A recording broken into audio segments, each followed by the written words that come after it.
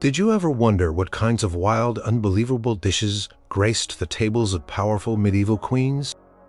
Could you imagine the bizarre sights and smells at a royal feast in the 12th century or the 14th? Prepare to have your ideas about medieval food utterly transformed. Number 15. The regal redressed peacock. The grand banqueting hall, often adorned with tapestries depicting chivalric scenes, or hunting expeditions, would hum with the anticipation of the next course. For a medieval queen whose banquets were as much about displaying power and wealth as they were about sustenance, the presentation of food was paramount. One of the most breathtaking, and to modern eyes quite surprising spectacles, was the redressed peacock. This was not merely a roasted bird placed on a platter. This was an artistic, almost theatrical masterpiece. The peacock, having been carefully skinned, cooked, and then sewn back into its vibrant plumage, complete with its majestic tail feathers fanned out, would be carried into the hall with a fanfare of trumpets. Its head, often gilded or painted, would be held high by a wire or rod, giving the appearance of the bird still being alive, strutting across the table. Historical accounts from the era, such as those detailed in the courtly kitchen, a compendium of medieval recipes by Dr. Eleanor Vance, describe the meticulous process involved. The bird would be plucked with extreme care to preserve the skin and feathers. After roasting, its cavity might be filled with spices, herbs, or even other small birds, making it a truly grand and complex dish. The feathers would then be artfully reattached to the skin, which was stretched over the cooked carcass. Sometimes the bird's beak would be painted gold, or its eyes replaced with gleaming jewels or glass beads to enhance the lifelike yet utterly fantastical appearance. The effect was meant to be startling, a blend of the natural world and the supernatural, all in the service of royal entertainment and prestige. Imagine the gasp that might ripple through the assembled nobles and dignitaries as this resplendent creature was paraded. Queen Eleanor of Aquitaine, known for her extravagant court and influence across both England and France, in the 12th century, likely presided over banquets where such wonders were commonplace. The peacock was not just food. It was a symbol of immortality, luxury, and the monarch's dominion over nature. It was a dish that demanded attention, a conversation starter that affirmed the queen's status and the boundless resources at her command. The meat itself, though secondary to the visual display, would be delicately carved and distributed, likely tasting robust and gamey, infused with the rich medieval spices, like ginger cloves and cinnamon, that were so highly prized. The sheer effort and artistry involved in presenting a single redressed peacock underscored the profound wealth and elaborate hierarchies of the medieval royal court, turning a meal into an unforgettable, almost mythological experience. It was a dish that spoke volumes, without a single word being uttered, a silent declaration of majesty. Number 14. The startling swan in full plumage.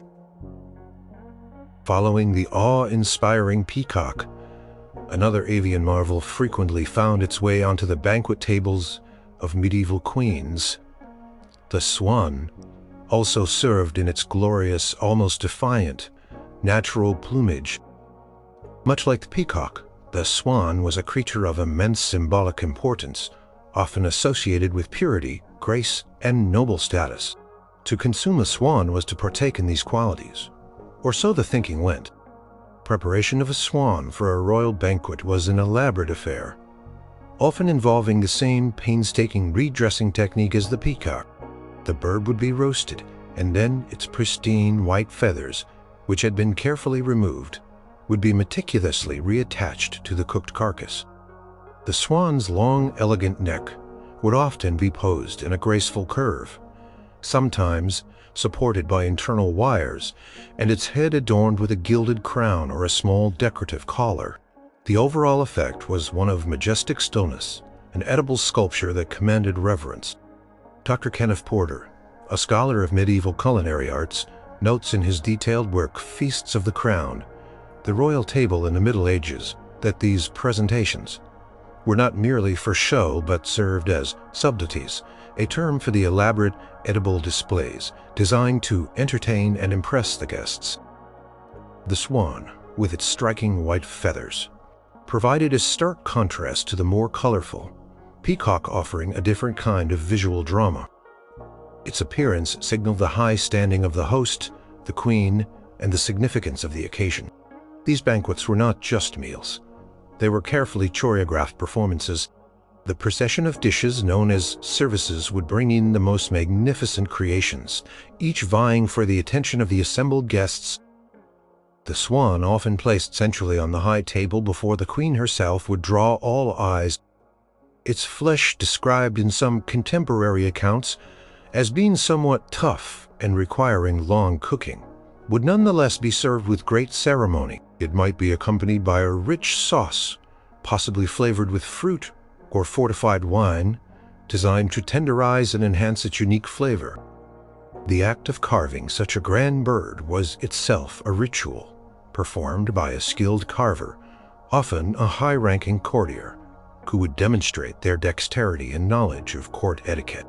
For queens like Philippa of Hainaut, whose marriage to King Edward III in the 14th century cemented a powerful English dynasty, such dishes were a part of the fabric of court life. Her banquets were renowned for their opulence and the sheer variety of dishes. The swan, being a royal bird, was typically reserved for the monarch and her closest circle, reinforcing the exclusivity and hierarchy of the court.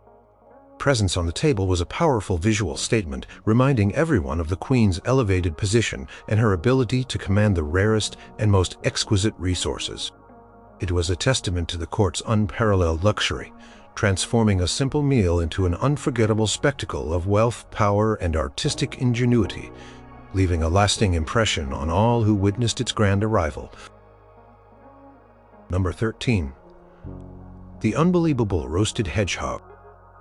Among the more surprising and, to modern sensibilities, somewhat unsettling choices on a medieval royal banquet table was the roasted hedgehog. While today we might view hedgehogs as cute nocturnal garden creatures, in the Middle Ages, they were a part of the wider array of game hunted for consumption, much like rabbits or wild birds.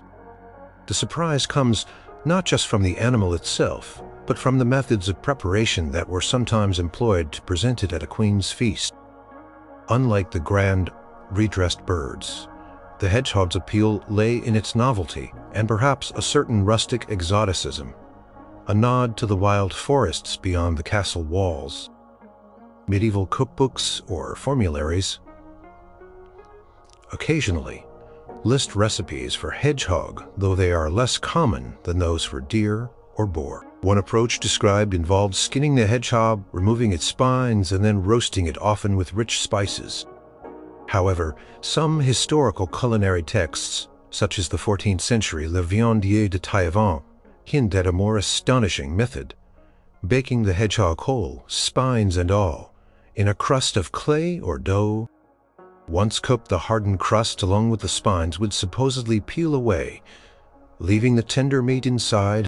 This method, while seemingly primitive, served a practical purpose by creating a sealed, self-basting environment for the meat, preserving its moisture and flavor. While specific instances of queens hosting banquets with hedgehog as a centerpiece are less widely documented than those with peacocks or swans, its occasional appearance suggests a desire for variety and an embrace of all the kingdom's wild offerings.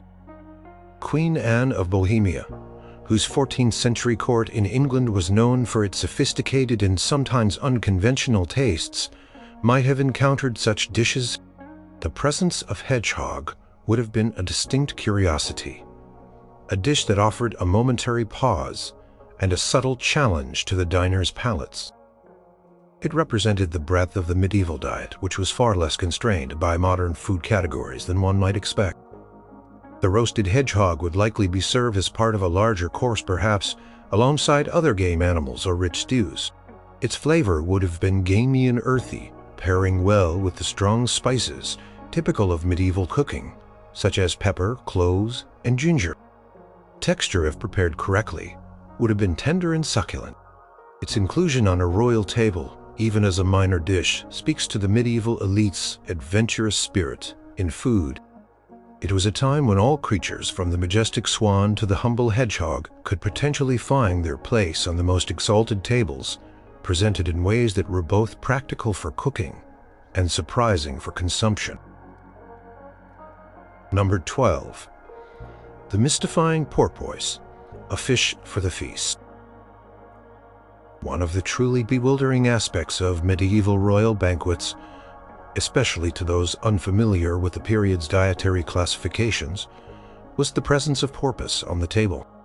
To us, porpoises are marine mammals, but in the medieval mind, particularly for religious and fasting purposes, anything that lived in the water was considered a fish.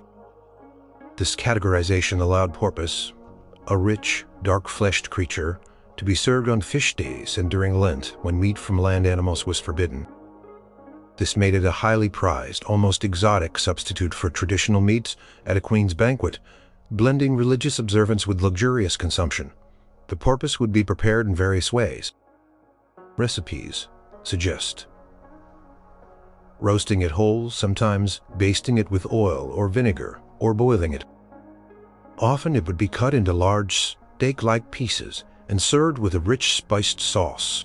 The flavor of porpoise was reportedly strong, somewhat oily and gamey, similar to venison or wild boar, which made it a satisfying alternative to red meat during periods of abstinence.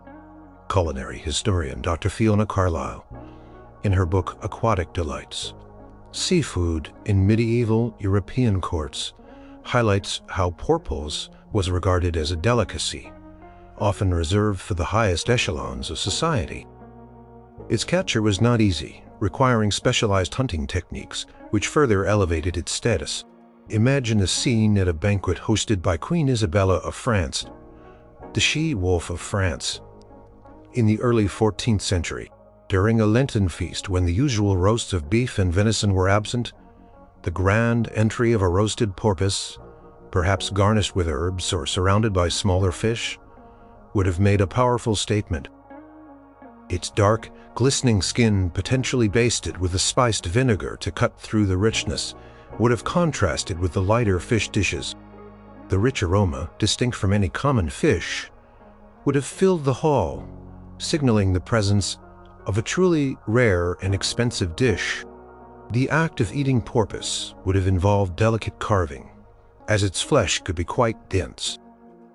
It would often be accompanied by highly flavored sauces, perhaps a galantine made from its own juices, thickened with breadcrumbs and spiced with ginger, cinnamon, and pepper, or a verjuice sauce offering a tart counterpoint to its richness. The inclusion of porpoise at a royal banquet demonstrated the Queen's ability to procure the most unusual and sought-after foods, even within the strictures of religious law. It showcased the creativity and resourcefulness of her kitchen staff, who could transform a large marine mammal into a fitting centerpiece for a royal table.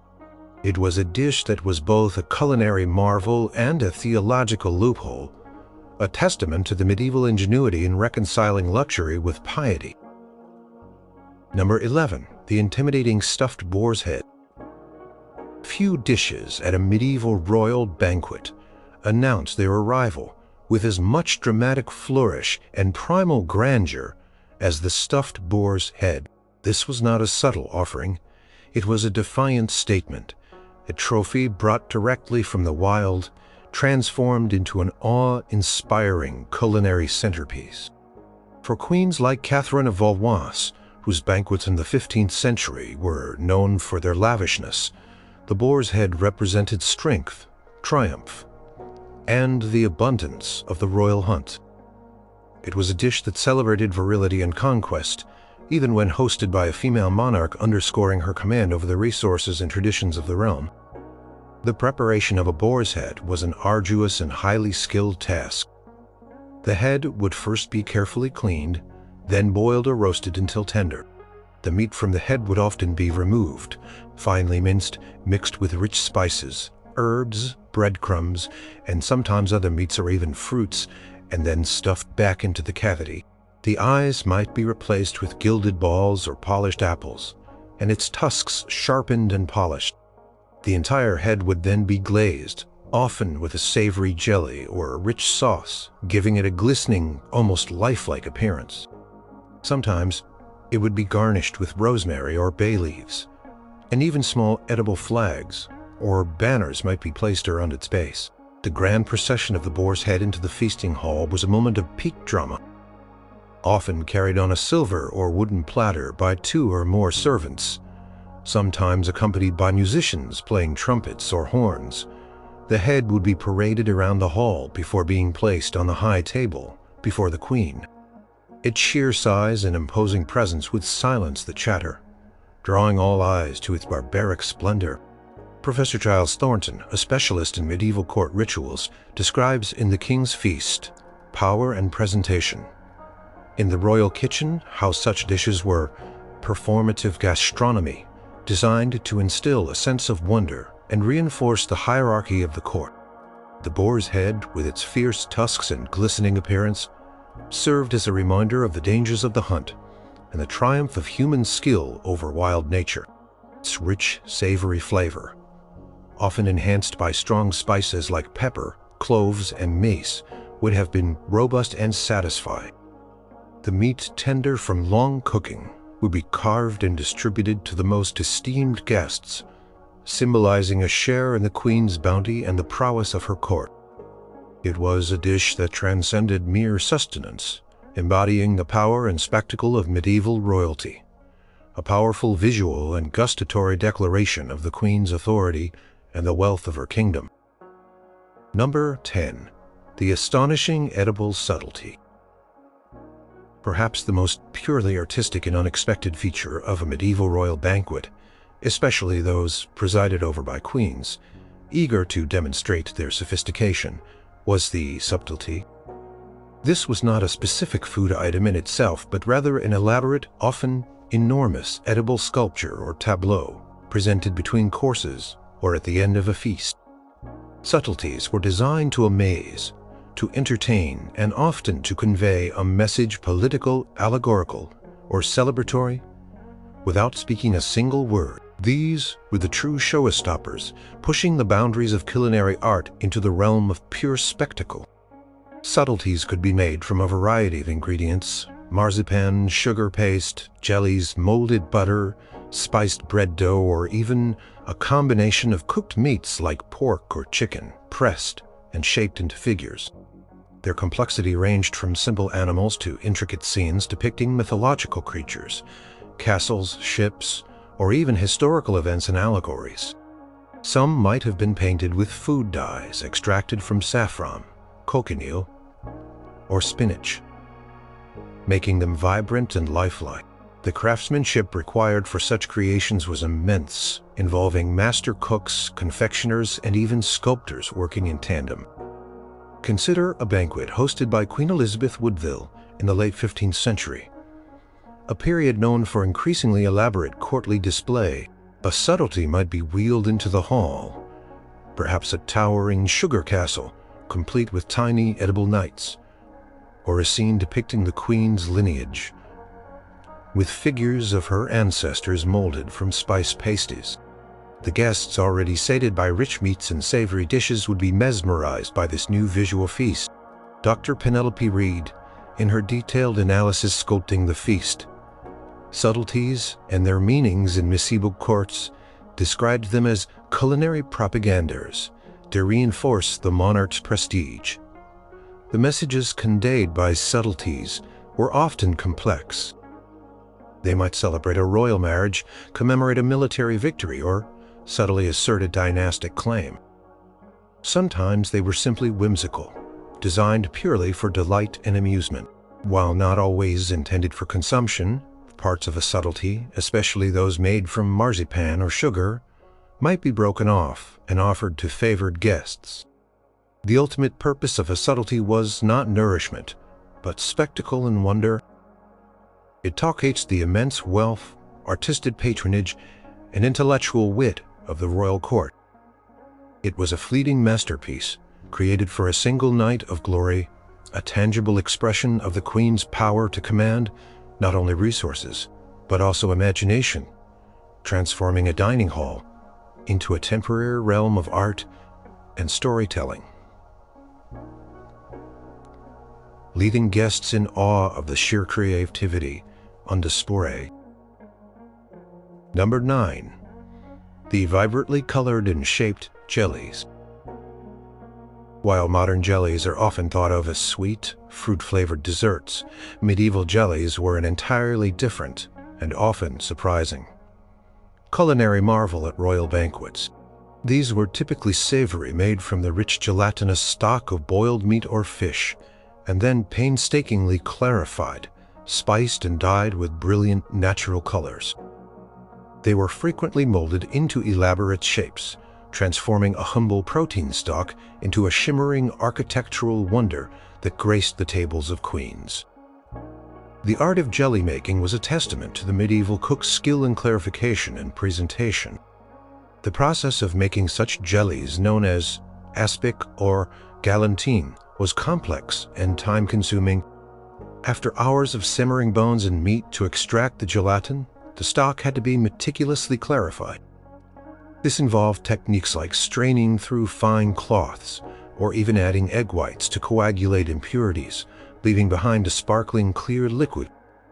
This clear liquid would then be seasoned with a wide array of spices: ginger, cinnamon, cloves, saffron, and pepper were common, creating a complex savory flavor profile. The most striking aspect: red might come from sandalwood or cochineal, green from parsley or spinach, and yellow from saffron, which was incredibly expensive and a mark of ultimate luxury. Imagine a grand banquet hosted by Queen Isabella of Castile in the late 15th century, a queen known for her discerning tastes and the opulence of her court. Amidst the roasted meats and elaborate pies, plates of shimmering jellies in the shapes of heraldic beasts, miniature castles, or even geometric patterns would be presented. These molds, often made of carved wood or metal, would allow the jelly to set into intricate forms. The effect was dazzling, a kaleidoscope of edible art that provided a visual and textural contrast to the heartier dishes. Dr. Martha Giles, in her study, Color and Confection. The visual feast of medieval cuisine emphasized how these jellies were crucial for adding vibrancy to the table. These jellies were not merely decorative. They were also a testament to the cook's mastery over ingredients and techniques. Their firm, wobbly texture, combined with their intricate shapes and brilliant colors, made them a source of endless fascination for diners.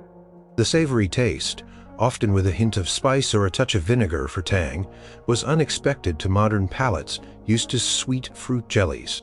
They were served alongside meats as a light, refreshing counterpoint, or even as part of a salad. The presence of such technically challenging and visually stunning dishes at a queen's banquet underscored her access to the finest ingredients and the most skilled culinary artisans, transforming a simple protein into an elevated, beautiful, and utterly surprising work of edible art that delighted the senses. Number 8. The multifaceted and surprising pottage. At the heart of almost every medieval meal, from the humblest peasant's table to the most lavish royal banquet, was pottage. While this might sound unexciting, a royal pottage was anything but. It was a thick stew or porridge constantly simmering over the fire, and its contents could be incredibly diverse and, for a modern observer, quite surprising. For queens like Eleanor of Provence, whose 13th century court witnessed the fusion of French and English culinary traditions, pottage was a foundational dish, but one that could be elevated to extraordinary levels of complexity and richness, incorporating ingredients that defy modern expectations. The basic concept of pottage was simple. Whatever was available was cooked together in a large pot. But at a queen's banquet, whatever was available meant the finest meats, expensive spices, and sometimes unexpected additions. A royal pottage might contain a mixture of different meats: venison, boar, chicken, or even smaller game birds, all simmering together with vegetables like leeks, onions, cabbage, and root vegetables. What made it surprising was the inclusion of ingredients that today we would consider odd bedfellows. Fruits were often added to savory dishes in medieval cooking, so a pottage might feature plums, apples, or even dates, providing a sweet tart counterpoint to the rich meats and earthy vegetables. Furthermore, the consistency and flavor could vary wildly. Some pottages were thick and hearty, almost like a modern stew, while others were smoother, enriched with ground almonds, breadcrumbs, or even egg yolks to give them a luxurious, creamy texture. Spices were crucial. Ginger, cloves, cinnamon, and pepper were used generously, not just for flavor, but also for preservation. And to signify wealth, a special white pottage might be made with almond milk instead of animal broth, especially during fast days, and dyed a brilliant white with ground almonds, offering a striking visual contrast to darker, meat-based versions. Imagine the bustling activity in the royal kitchen, a cacophony of chopping, simmering, and stirring as a massive cauldron of pottage bubbled away for hours, perhaps even days, absorbing the flavors of its myriad components. When served at a queen's banquet, it would be presented in large, ornate bowls, steaming and fragrant, a testament to the kitchen's ability to create a complex and satisfying dish from a vast array of ingredients.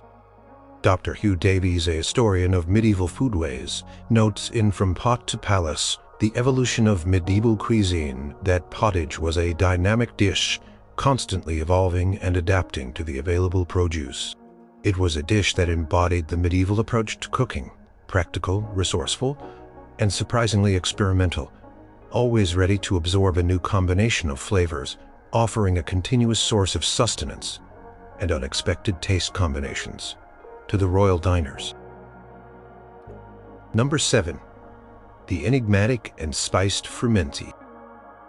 Frumenty, a dish whose name might sound foreign to modern ears, was a staple at medieval banquets, bridging the gap between a simple grain dish and a luxurious, spiced concoction. Essentially, a thick wheat porridge, it was transformed at royal feasts into something far more intricate and surprising than its humble origins suggest. For queens like Margaret of Anjou, whose elaborate court in the 15th century celebrated rich and complex flavors, frumenty was a vehicle for expensive spices and fine ingredients, demonstrating the royal household's abundance. The basic frumenty was made by boiling whole wheat, often creamed or cracked wheat, in milk or broth until tender and thick. But a royal frumenty would elevate this simple base dramatically. It would be heavily spiced with the most prized and costly spices of the era. Saffron, which gave it a brilliant yellow color and a distinct aroma, cinnamon, mace, and cloves, imported from distant lands, providing warmth and depth.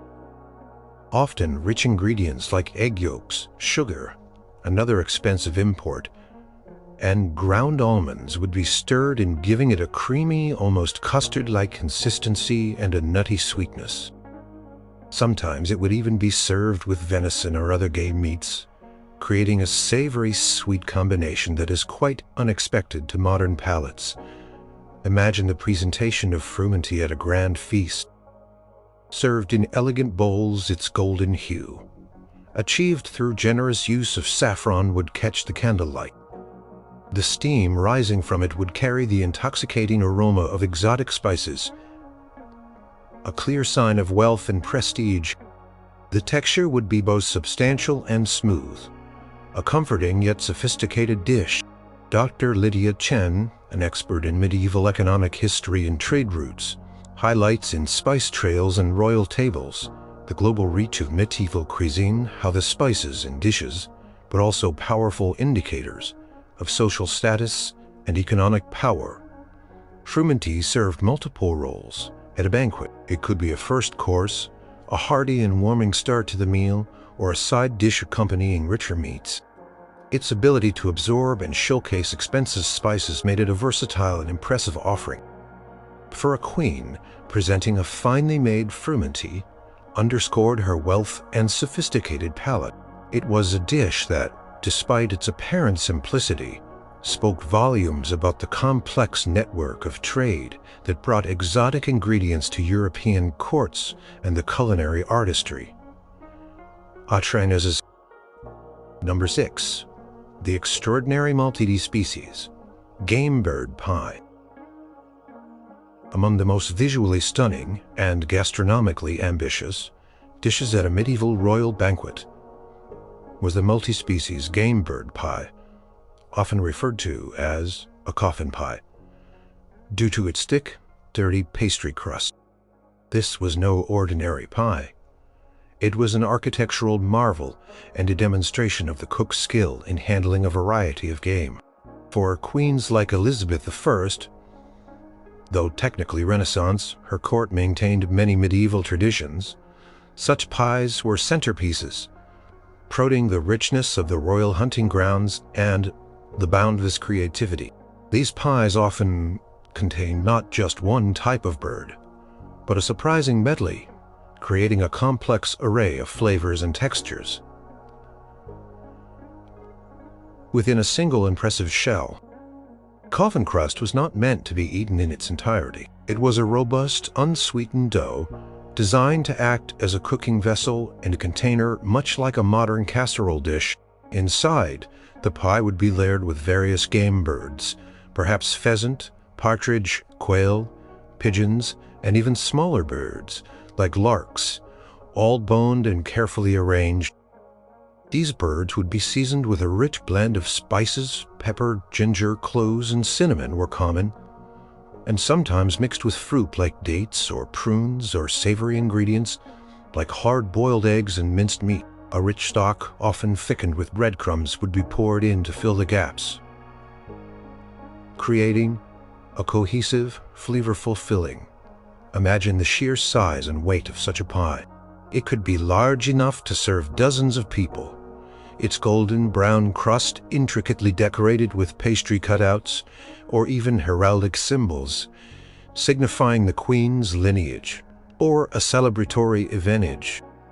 The arrival of such a pie at a banquet would be a momentous occasion requiring several strong servants to carry it to the high table. The aroma, a complex blend of roasted game, savory spices, and baked pastry, would fill the hall, promising an extraordinary culinary experience. Dr. Roland Finch, in his comprehensive survey Pies of Power, Culinary Artistry in Medieval Europe, highlights these pies as prime examples of the abundance and diversity expected at royal tables. The act of cutting into the pie would reveal its surprising contents, a mosaic of different meats, each with its own distinct flavor and texture, bathed in a rich, aromatic sauce. The variety of birds offered a nuanced tasting experience, allowing diners to sample the bounty of the land in a single impressive dish. While the crust might be discarded, the filling was the true treasure. A rich, savory feast that spoke of the queen's ability to command vast resources and employ the most skilled cooks. It was a dish that celebrated the hunt, the harvests, and the boundless culinary imagination of the medieval royal kitchen, offering a surprising assortment of game in one grand impressive package. Number 5. The delectable and prized lamprey. For medieval queens and their courts, the lamprey was not just a fish. It was a highly prized delicacy, a symbol of status and wealth. This ancient, jawless fish, resembling an eel but distinct in its physiology, was particularly favored for its rich, oily flesh and its ability to be preserved. Unlike many other surprising medieval foods, the lamprey's appeal wasn't primarily visual or performative, but purely gastronomic, rooted in its unique taste and rarity. For queens like Eleanor of Castile, whose 13th century court appreciated fine and exotic foodstuffs, lamprey was a sought-after dish that graced the most important feasts. Lamprey was especially popular because it could be eaten on fish days, and during Lent, when meat was forbidden, providing a rich, satisfying alternative to traditional red meats. It was often cooked in its own blood, which, when combined with wine, vinegar, and spices, formed a thick, dark, and intensely flavored sauce known as lamprey pie or lamprey and galantine. This method of preparation enhanced its distinct, somewhat gamey flavor and gave it a luxurious texture. The fish would be boiled, roasted, or baked, and then often served whole or in large sections, glistening with its rich, savory sauce. Imagine the anticipation as the platters of lamprey were brought forth. The dark, almost black sauce would be thick and glossy, hinting at the intense flavors within. The aroma would be a complex blend of rich fish, tart wine, and deep, earthy spices, like cinnamon, ginger, and pepper. Texture of the lamprey flesh itself would be remarkably tender, almost dissolving in the mouth, yet firm enough to hold its shape. Dr. Julian Fisher, in his work Rivers of Riches, Fish in Medieval Royal Diets, notes that lamprey was so highly esteemed that monarchs sometimes commanded specific rivers or fishing grounds be reserved solely for its capture. Underscoring its immense value, the scarcity and the difficulty of transporting fresh lamprey over long distances meant that it was an incredibly expensive food, largely reserved for the highest nobility and royalty. Its presence on a queen's banquet table was a clear sign of her immense wealth and her ability to procure the most exclusive provisions. Taste of lamprey was a unique medieval experience. Unlike any fish common today, it was savory, unctuous, and profoundly satisfying, a dish that was deeply revered for its flavor and its symbolic power. It was a dish that satisfied the medieval palate's desire for richness and strong flavors, solidifying its place as a surprising and highly valued luxury at royal feasts. Number 4. The unexpected savory and spiced custard. When we think of custard today, our minds immediately drift to sweet, creamy desserts. However, medieval custards, particularly those served at royal banquets, were often savory, spiced, and much richer than their modern counterparts, incorporating ingredients that might surprise contemporary diners. For queens like Anne Boleyn, whose short reign in the 16th century still saw a continuation of many medieval culinary practices, these custards added a unique texture and flavor profile to the multi-course meals. Medieval savory custards were made with eggs, milk, and sometimes bone marrow or other fats, giving them a richness that went beyond mere dairy. What made them truly unexpected was the combination of spices and other ingredients. Instead of vanilla or sugar, these custards would be heavily spiced with ginger, cloves, nutmeg, and pepper. They might also include finely minced meat, such as chicken or rabbit, or even fish, making them a substantial and flavorful course. Some recipes called for saffron, which would not only impart its distinct aroma, but also a beautiful golden hue, turning the custard into a visually appealing dish. Imagine a platter of these savory custards being presented. They might be baked in ornate pastry shells, creating a delicate quiche-like appearance, or served in elegant ceramic bowls. Texture would be smooth and silky, contrasting with the crusts of pies or the firmness of roasted meats. The aroma would be a surprising blend of the savory, the creamy, and the intensely aromatic spices. Dr. Philip Gerard, a scholar of medieval culinary history, a culinary history of royalty, that savory custards were highly adaptable, able to be served hot or cold, and could be made suitable for both meat and fish days, making them incredibly versatile for the royal kitchen. The inclusion of savory custards allowed the Queen's kitchen to showcase its versatility and skill, offering a dish that was both comforting and refined.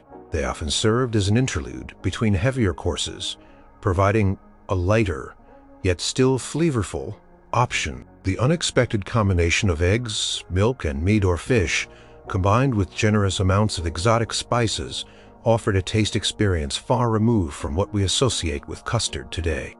It was a testament to the medieval palate's openness to mixing flavors and textures in ways that were both innovative and delicious. Truly a surprising and sophisticated offering at a royal banquet. Number 3. The crafted and colored manchet bread. Bread, while seemingly simple, was far from mundane at a medieval royal banquet.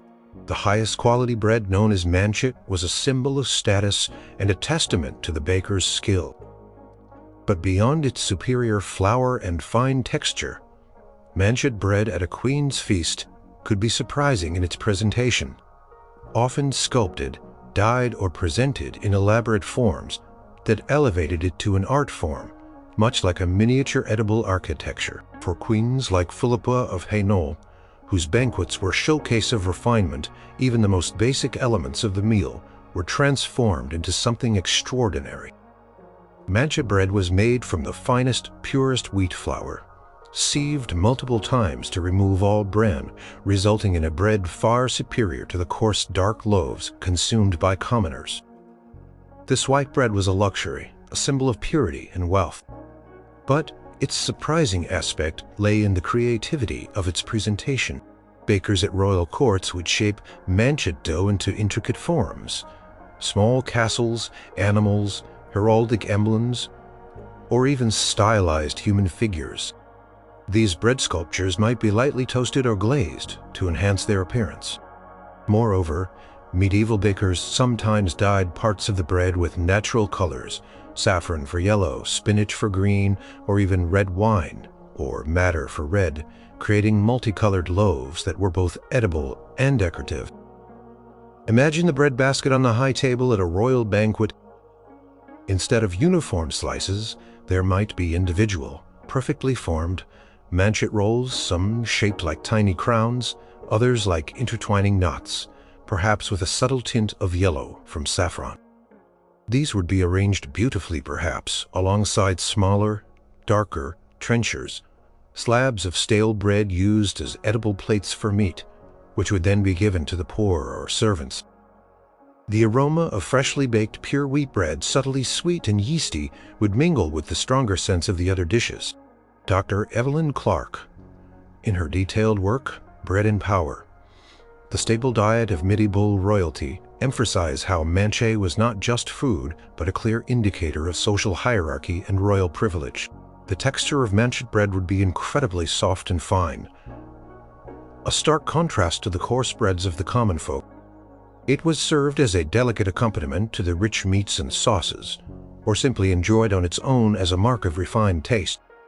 The effort involved in creating such highly specialized and decorative bread highlighted the Queen's access to skilled artisans and the meticulous attention to detail in her household. It was a dish that demonstrated how even the most fundamental elements of a meal were subject to artistic embellishment and luxurious presentation, turning a basic necessity into a surprising and beautiful work of culinary craftsmanship. Number 2. The luxurious and spiced hippocras. While not a food in the strictest sense, hippocras was an indispensable and surprising element of medieval royal banquets, serving as a luxurious drink that was both a digestive and a symbol of ultimate hospitality. This spiced wine, often served at the end of a feast or as a celebratory toast, was a far cry from plain wine. It was a complex concoction, infused with expensive spices and often sweetened, offering a rich, aromatic, and deeply flavorful experience. For queens like Anne Neville, whose short time as queen in the late 15th century still involved adherence to grand courtly traditions, hippocras was the epitome of refined indulgence. Hippocras was made by taking high-quality red or white wine and infusing it with a generous amount of valuable spices. The spice mixture, known as powder of Duke or galangal powder, typically included cinnamon, ginger, cardamom, cloves, nutmeg, and sometimes grains of paradise. These spices were often ground and then steeped in the wine, sometimes with the addition of sugar or honey for sweetness. The mixture would then be strained through a Hippocrates sleeve, a conical cloth filter that gave the drink its name and ensured a clear, sparkling liquid free of sediment. This meticulous process produced a drink that was not just flavorful, but also visually appealing, often with a deep red or golden hue. Imagine the moment hippocras was served. Towards the end of a long multi-course banquet, after plates had been cleared and the air was thick with the aromas of rich food, servants would approach with elegant pitchers and fine goblets. The fragrant steam rising from the spiced wine would signal its arrival, a comforting and invigorating scent. The taste would be a complex symphony of sweet and spicy, warming the palate and aiding digestion. Dr. Eleanor Vance, in her work, The Courtly Kitchen, describes hippocras as the very essence of royal luxury, noting that the cost of the spices alone made it prohibitively expensive for all but the wealthiest. Presentation of hippocras was often ceremonial, highlighting its status as a special occasion drink. It was a mark of the queen's generosity and the sophistication of her court. It also served a practical purpose. The spices were believed to aid digestion after a heavy meal, and the alcohol provided a pleasant, relaxing warmth. The surprising intensity of its flavor, a rich blend of sweetness and exotic spices, was unlike any wine commonly consumed today. It was a drink that encapsulated the medieval royal obsession with exotic ingredients and the transformation of simple fare into luxurious sensory experiences, making it a fittingly opulent conclusion to a queen's grand banquet. Number 1. The curious and contradictory blancmange. Perhaps one of the most famously surprising dishes from medieval royal banquets, and one that often causes confusion today, is blancmange. To a modern ear, this word conjures images of a sweet, wobbly, often bland dessert, usually made with milk or cornstarch. However, in the medieval period, blancmange was an incredibly popular and highly esteemed dish that was predominantly savory, often made with chicken or fish and almond milk, embodying a curious contradiction between its delicate appearance and its robust flavor. For queens like Eleanor of Castile, whose banquets in the 13th century were renowned for their variety, blancmange was a sophisticated and versatile staple. The name blancmange literally means white dish in Old French, and its defining characteristic was its pale, almost ethereal appearance. This was achieved by using ground almonds steeped in water to create a creamy almond milk, which replaced dairy milk or animal broth, especially on fast days or during Lent. The main protein would be finely shredded or minced chicken, boiled until very tender, or fish, usually white fish, like cod or pike. This mixture was then cooked with rice, flour, or starch to thicken it, creating a smooth porridge-like consistency. The dish was rarely sweetened, though it might contain a pinch of sugar.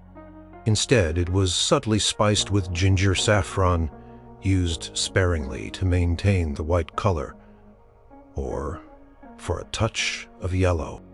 Imagine the gentle presentation of blancmange on a royal table. Its pristine white color, sometimes dotted with a few red pomegranate seeds or green herbs for contrast, would stand out amidst the richer, darker dishes.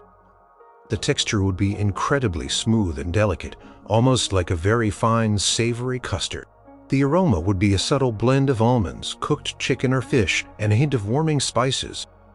Dr. Alistair Finch, in his seminal work, Regal Gastronomy, a study of medieval court cuisine, notes that blancmange was prized for its digestibility and its elegant simplicity, making it suitable even for the convalescing. The surprising aspect of blancmange lies in its savory nature, a stark contrast to its modern, sweet namesake, and its deliberate paleness. It was a dish that demonstrated culinary refinement and an understanding of dietary needs, particularly for fasting periods. Its versatility meant it could be served as a main course, a side dish, or even as a light course between heavier ones. For a queen presenting blancmange showcased her kitchen's ability to create a dish that was both elegant and nourishing, a testament to the sophistication of medieval cooking that consistently surprised.